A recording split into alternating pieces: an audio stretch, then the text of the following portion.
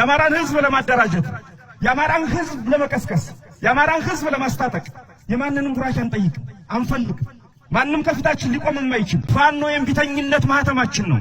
አማራ አማራ አማራ። ሰላም ጤና ይስጥልን። ይህ አገዳ 360 ሚዲያ ነው። ከታሪክ አለመማር የታሪክን አስከፊ ገጽታ ለመድገም ያስገድዳል። ምድረ ወረኛ ያጣች ሀገር ኢትዮጵያ። በርከት ያሉ ወቅታዊና ሀገራዊ መረጃዎች እንዲደርሳችሁ ቻናሉን ሰብስክራይብ በማድረግ ቤተሰብ ይሁኑ። አገዳ 360 ሚዲያ የህዝብ ድምጽ። ፋኖ 4 ኪሎ የሚገባበት የክረምቱ ወርቃማ ስትራቴጂ። ታሪክ የራሱ የሆነ ስውር ስሌት አለው። አምባገነኖች ለዘመናት የገነቡት የብረት ግንብ መቼና እንዴት እንደሚናድ የሚወስነው ይህ የታሪክ ስሌት ጊዜው ደርሶ ሲፈነዳ ብቻ ነው።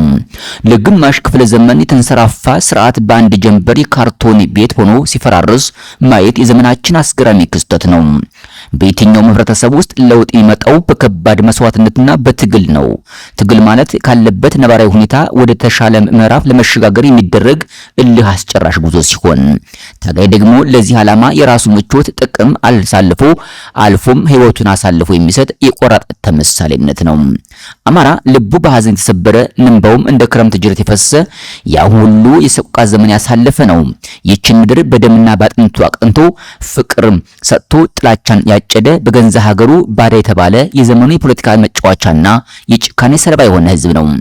የኢትዮጵያ ፖለቲካዊ አየር ሁኔታ ልክ እንደ ተፈጥሯዊ የአየር ንብረት ሁሉ ወቅቱን ጠብቆ የሚፈነዳ ታሪካዊ ክስተት ያዘለ ነው።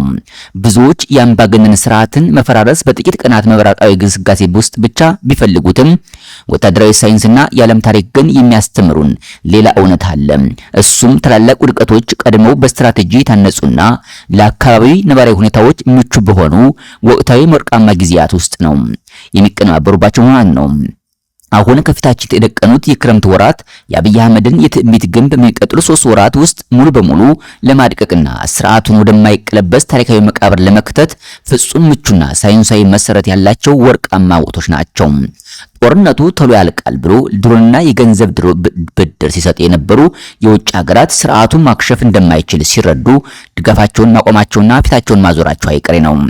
ጦርነት የተፈጥሮን ገጽታ በጥበብ በመጠቀም የሳይንስ በመሆኑ ክረምት ለአምባገነን ስርዓቶች ዘመናዊና ከባድ መሳሪያቸው ታላላቅ ግድሳት ሲሆን፣ ለህዝባዊ የፋኖ ኃይሎች ደግሞ ተፈጥሯዊ ጋሻ ነው።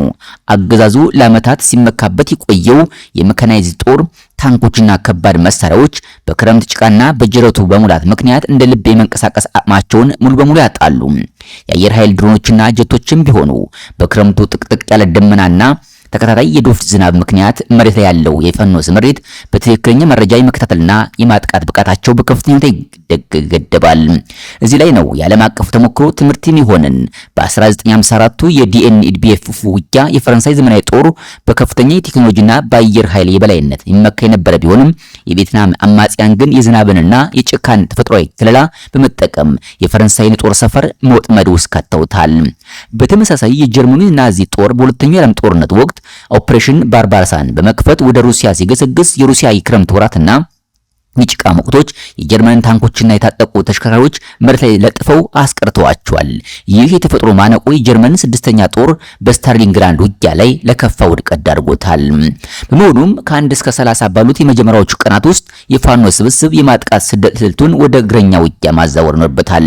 ጠላት ከባድ መሳሪያዎችን ማንቀሳቀስ በማይቻልባቸው ጠባብ የሸለቆ መንገዶችና የተፈጥሮ ማነቆዎች ላይ ድንገተኛ ጥቃቶች በመሰንዘር ልክ እንደ ታሪካዊ የአፍነት ግንባር አሽራብ ሸለቆ ጠላትን መውጫ መግቢያ ያመሳጠር ይቻላል።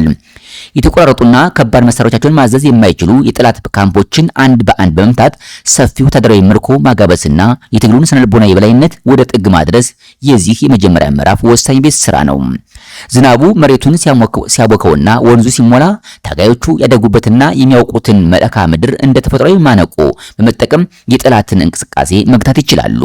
አንድ ሰራዊት በሆዱ ነው የሚጓዘው እንደሚባለው ከ31 እስከ 60 ባሉት ቀናት ውስጥ የክረምቱ መጥበቅና የመንገዶች መበላሸት ከአጠቃላይ የፋኖ የተቀናጀ ጥቃት ጋር ሲደመር የአገዛዙን የሎጂስቲክስና የስንቅ ደም ስር ሙሉ በሙሉ ለመቁረጥ አመቺ ይሆናል።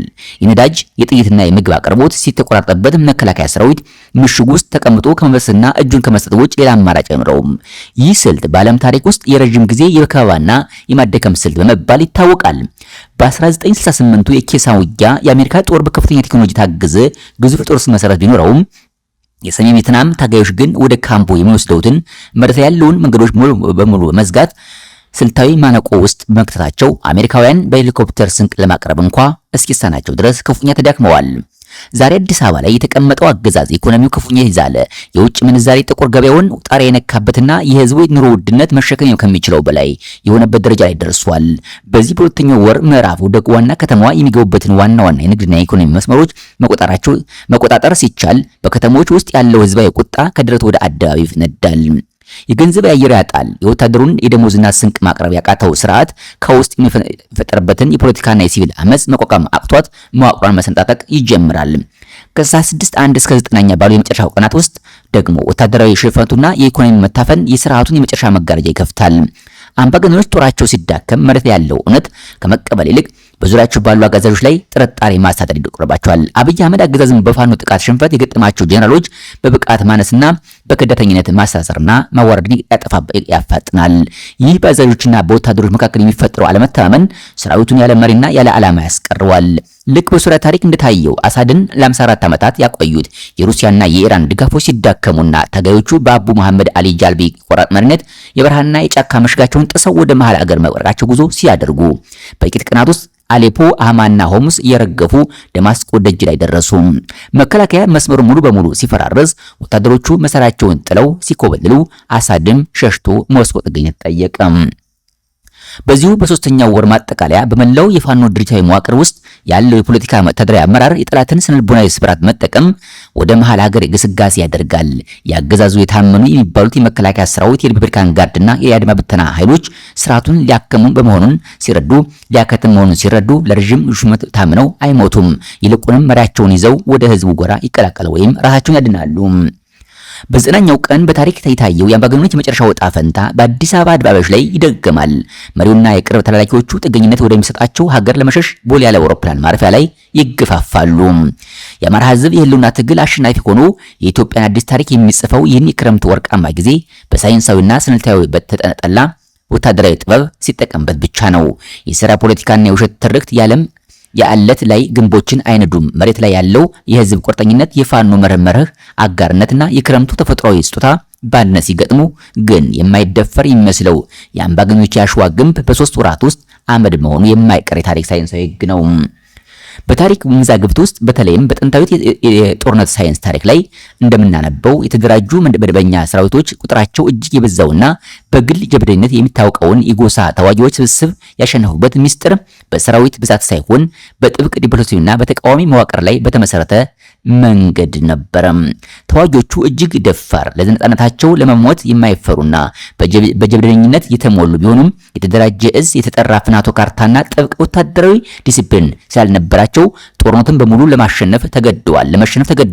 ዛሬም ቢሆን አምባገነን አጋዛዞችን በመገርሰስ በአጭር ጊዜ ድልን የተቀዳጁት ስኬታማ የትጥቅ ትግሎች ሚስጥር በድል ሳይሆን በቁጥና በስትራቴጂ መስራታቸው ብቻ ነው።